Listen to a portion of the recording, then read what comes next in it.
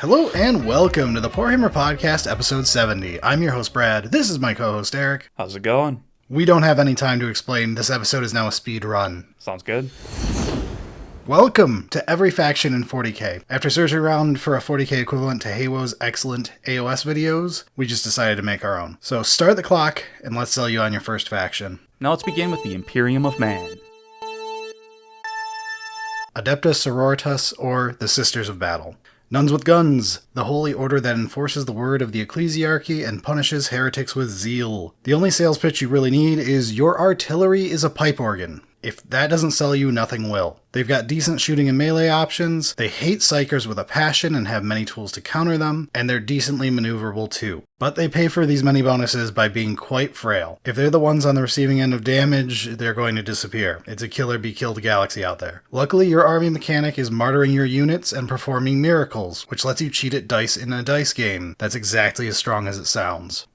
Adeptus Custodes, trained seaman warriors crafted to take on the terrors of the galaxy in the Great Crusade. Donned in armor that turned them into walking tanks equipped with superhuman strength and dexterity. You're the main character of the setting for better or worse. Their guns fire rockets. They charge into battle wielding swords with chainsaws instead of blades. If one is mauled, they simply get grafted into a robot body and continue fighting. You're not the fastest, toughest, most psychic, or highest damage output army, but that's because you're the jack of all trades that every other faction is judged by. Your rules exemplify this by focusing on adaptive tactics that allow you to play differently as the battle plays out. Just be warned, your army is a subscription service. You're always receiving new toys while other factions rot for decades waiting for range updates, but you will consistently be opening your wallet as a side effect. Space Marines are such a huge part of the setting that subsets of them get entire supplemental army ranges. Speaking of, Blood Angels, the sons of Sanguinius, cursed with a genetic defect that makes them lose their minds and lust for blood.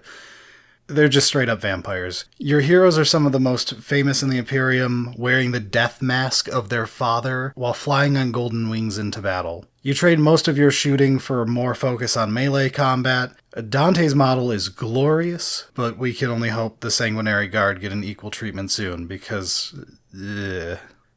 Dark Angels, the First Legion. Medieval knights in the 40k setting, meant to exist as a self-sufficient crusade force. Fractured during the Horus Heresy due to infighting, they now exist mostly as brooding, self-loathing warrior monks. They have 3 wings within their ranks to use as specific tools for different scenarios. The Raven Wing, filled with fast-attacking skirmishers. The Death Wing, focusing on protecting others and being the anvil on which their enemies break. And the Green Wing, a general-purpose combined arms force with a penchant for plasma fire. Their Primarch is Lionel Johnson, who has just returned to the 41st millennia 35 seconds ago to reunite his sons and take over the galaxy for humanity. Space Wolves. Imagine you gave the abilities of a Space Marine to a bunch of drunk Vikings. Alright, if that's not enough to sell you, they also ride literal dire wolves into battle and become werewolves. They're more melee-oriented like the Blood Angels, but instead of guilt-riddled vampires, they're coked-up werewolf Vikings. Their in-game rules even let you complete sagas to tell great stories about your character's feats in battle to gain additional buffs.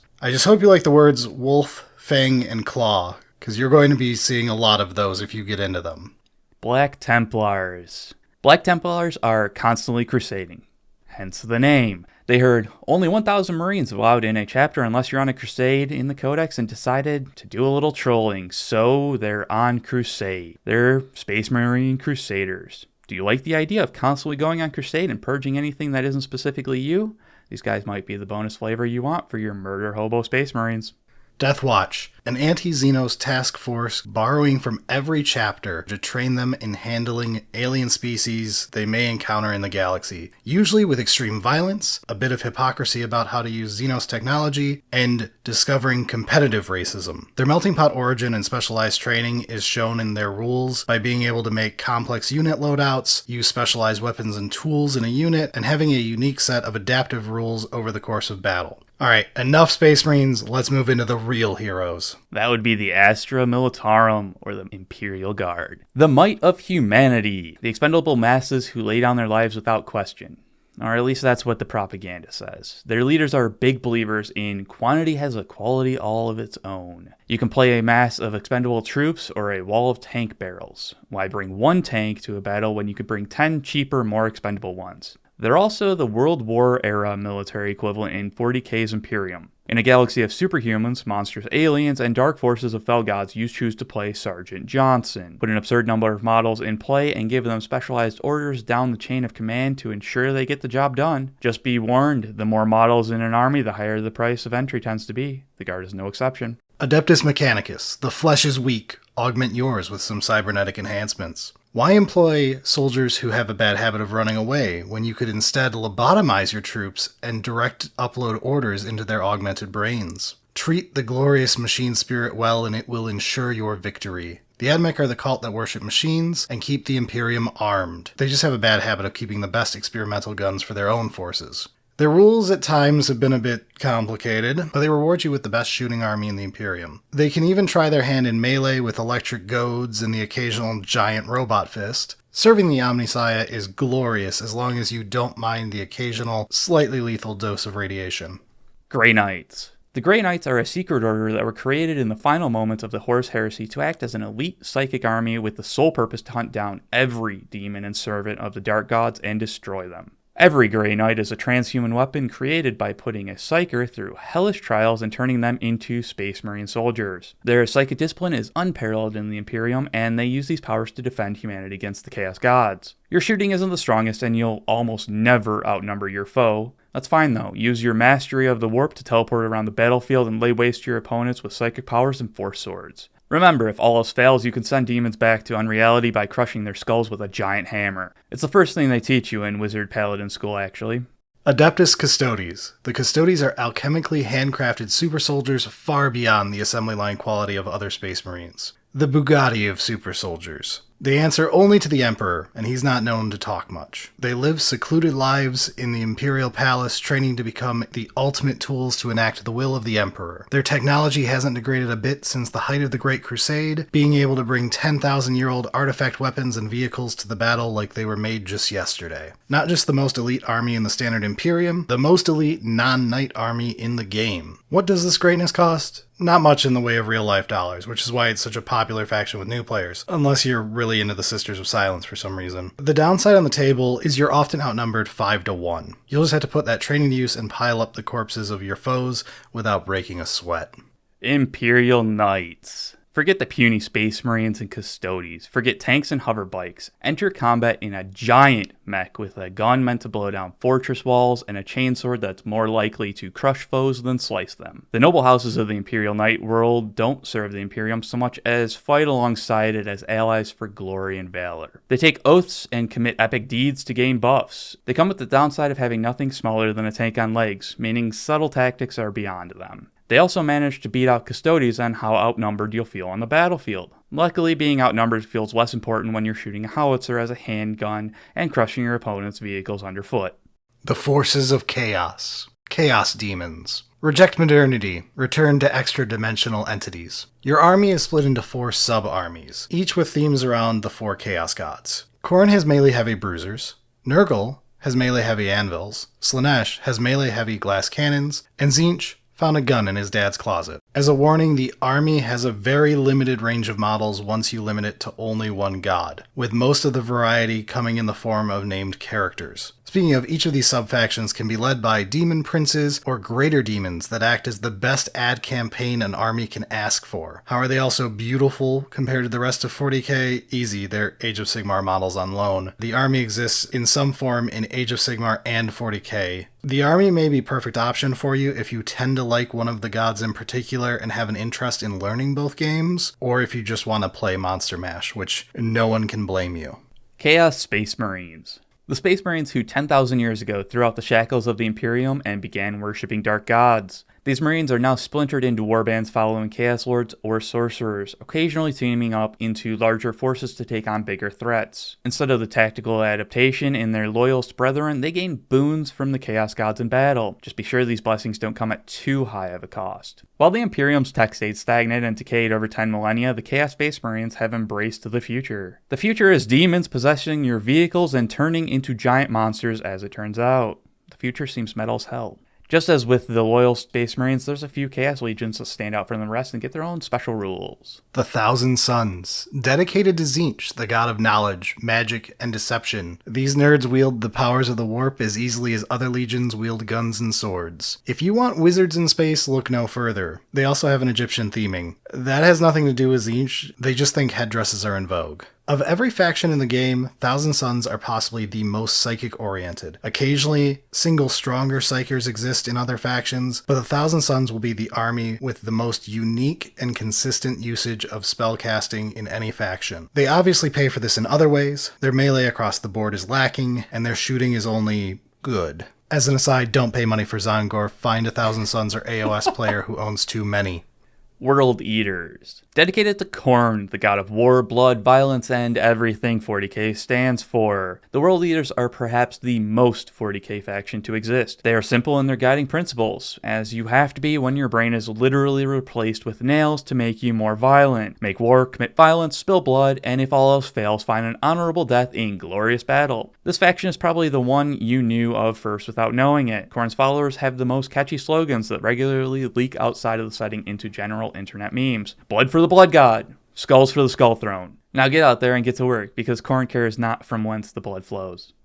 Death Guard. Dedicated to Nurgle, the god of disease, pestilence, and death. The Death Guard are a faction solely composed in-universe of competitive Magic the Gathering players. They slowly move up the board in heavy armor, taking control of it and debuffing their opponents using their putrid stench and the clouds of flies that follow them wherever they go. Life and death are not a binary state to the Death Guard, but a sliding scale they move around as needed. They don't move fast, other than a few vehicles. They aren't the strongest shooting faction. They don't hit the hardest in melee, but they are tough to take down and stack debuffs on you to make you feel like your army suddenly isn't as amazing as it looked on paper a minute ago. Other armies are dangerous if you underestimate them. Death Guard make you overestimate yourself.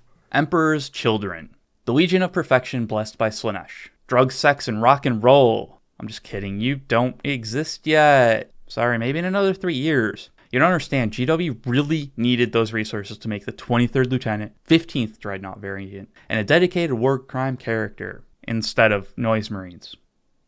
Why can't you just make Noise Marines? Chaos Knights. Imperial Knight players want to play the part of the Holy Paladin, taking oaths and gallantly trotting around the battlefield on quests. Chaos Knights don't care about any of that. They upheld their oaths 10,000 years ago, that's why they're on this side now. On the table they spread dread wherever they go, weakening the resolve of anyone who has to fight a corrupted giant made of twisted metal and dark runes. After your foes lose the nerve to fight you, you can enjoy slaughtering them for sport as they cower in fear. Xenos armies. Necrons. Everyone else is fighting to take over the galaxy. The Necrons won that war millions of years ago, and they turned themselves into undying robots to do it. Now they're back after a 65 million year nap to reclaim what's rightfully theirs. Forget about all this warp nonsense and psychic powers. Use technology beyond comprehension to take control of the galaxy back from these kids who are on your damn lawn. Reanimate your undying forces in the middle of battle as they blast away at your enemies with your superior technology. Pick between a horde of good guns held by brainless warriors or a few terrifying murder bots with phase blades and guns that shoot antimatter. If all else fails, bring out a shard of an enslaved god and delete whatever's bothering you. Bonus points to Necrons for being without a doubt the easiest army to paint, and proving once and for all that the ideal airplane shape is a croissant. Tyranids. No longer do you need to decide what's for dinner. It's everything. Coincidentally, you no longer decide anything, as you're part of a hive mind. Psychic alien bug monsters on the simple mission of finding delicious biomass and consuming it. Tyranids are the epitome of you are what you eat, taking the best traits from every species they feasted on. You can play hordes of tiny aliens overwhelming your opponent with sheer numbers, or you can bring giant monsters to simply eat your opponents right on the table. If your favorite part of Starship Troopers is watching the humans get eviscerated in comical ways or seeing the next cool bug design, you may have found your calling here. Also, if you decided to play Zerg in StarCraft, this is for you. Genestealer Cults. Seize the means of production, then feed the means of production to your gods. Genestealer cults are rebels and revolutionaries trying to overthrow their oppressors and gift their world to their approaching gods. Unfortunately for those they freed, their gods are the Tyranids. If you want to play as guerrilla fighters using construction equipment to take on the horrors of the galaxy, that's oddly specific, but the Genestealers have you covered. In play, you've got the home field advantage, popping up from anywhere and constantly bringing in new units to replace those that fall as martyrs to your enemy. If any superhuman soldiers show up to stop your rebellion, just throw some demolition charges at them. Everyone's got a plan until they get slapped with a brick of C4 on the helmet. You also have the ability to call in some of your more warped relatives if you really need more muscle. All of this rebellious fun comes at an ironic price. These freedom fighters are one of the most expensive armies in the game. You may want to second guess this one if you're on a budget. Asuryani, Craftworld Eldar, the high elves / light elves of the setting. The bonus here is if you imagine elves living in spaceship utopias, you're probably pretty close to Aeldari lore. The downside is if you imagine elves living in spaceship utopias, you're probably you get the joke. Elves in space. They have oracles who can see the future and control fate. They've got good wizards with crazy spells, elite but frail fighters who excel at ranged firepower, and graceful and swift rogue equivalents. The most important selling point is when an Asuryani warrior dies, they can upload their souls into mechs to keep kicking ass. And for some reason these robot bodies have bowling pins for heads, which is somehow extremely cool for reasons beyond human understanding. This is either your favorite thing we're mentioning, or you hate generic Tolkien elves. Harlequins. All the galaxy is a stage. In a much more unique take on elves in a sci-fi setting, we have the Harlequins, theater performers serving the laughing god Chegarath. They travel the galaxy, appearing seemingly at random at key times and locations to do unknowable works for their trickster god, saving nobodies of some other species who later go on to become an important figure in history, bursting into an existing war to fight both sides and steal artifacts nobody involved even knew existed. In gameplay, they get to break the rules everyone else is stuck following and are incredibly skill-testing to play. All of that sounds amazing. Time for the bad news. The entire Harlequin range is less than 10 units. They're ridiculously hard to paint if you want them to look like box art, and most importantly, GW seems to absolutely hate your existence. The last couple of editions, GW has quietly backpedaled on supporting the army, and in 10th, we're not even sure if they'll get dedicated rules or if they'll be relegated to random units to be taken in other Eldar armies. Drukhari. Don't let them take you alive. Your classic Dark Elves trope dialed up to an extreme. The Drukhari raid the galaxy for prisoners on a flotilla of ships, taking their living victims back to the dark city of Amaria to extract pain and fear from them in order to elongate their lives.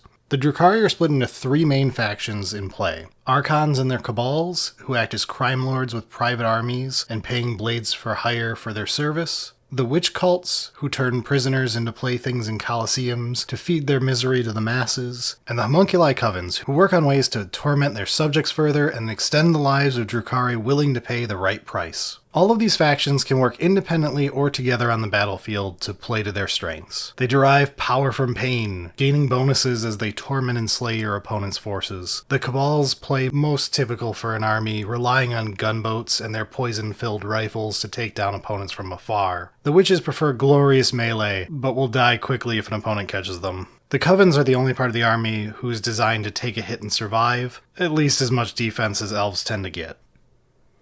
Orks.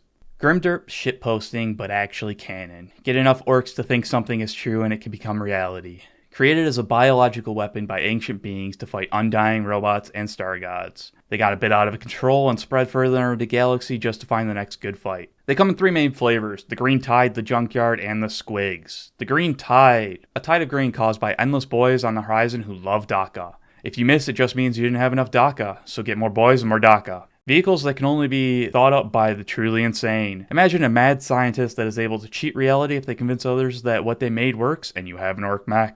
Squigs, the one-size-fits-all herd animals in the strange world that is the orcoid ecosystem. Except they range from small food sources to gigantic beasts. They can be used for everything from a running bomb to a mount for your favorite big boss. Orcs never lose. If they win, they win. If they die fighting, so it doesn't count. If they run, that just means they get another fight in the future. Truly the greatest strategists in the galaxy. Why make simple things complicated? Just follow the biggest orc and charge. Wow! Leagues of Votann. Dwarves in space! Deja vu. I think we did this joke. Yes, it's dwarves in space. Everyone goes in the book. They hold grudges and have better weapons and tech than humans. You can hold a grudge so well it makes your tank shells and laser beams hit harder. Explain that, AdMech. They have only been a proper army for about 5 minutes. Being a meme, the squats eventually took over through sheer grudges with reality. With their current rules, they're a very elite army with expensive units to make up for extremely strong rules. Seeing as this was not their intent, it's very likely they look different on the scale from Horde to Knights, but I expect being very new, they'll take a couple additions to really find their in-game identity. The Tau Empire, the faction that wins the award for the most sane take on what an army in the future would look like. Railguns, drone combat, long-range missiles, and importantly, not a chainsaw in sight. The Tau are governed by tactics and using their technological advantages to constantly hit above their weight class in the galaxy. If that's a bit too boring, allow me to introduce you to the Army of Gundams. On the battlefield, you can have your units spot targets to improve the shooting of other units, and command extremely powerful gun lines that excel in high mobility to stay out of close combat. If all else fails, you can use the strength of the other species in your coalition to fill the gaps left by the Tau themselves. Alright, that does it. That is every faction in 40k, at this moment at least. If this episode helped you at all, consider checking out some of our other introductory content, and maybe toss us some of the usual YouTube pleasantries. If you're a regular and just joining us for the entertainment factor, I hope we did your army justice in the few moments we had with it. Please feel free to give more arguments for your favorite army in the comments. That's enough of this breakneck speed and tightly edited script though. Next week we're going back to normal. For now, let's get out of here. Sounds good.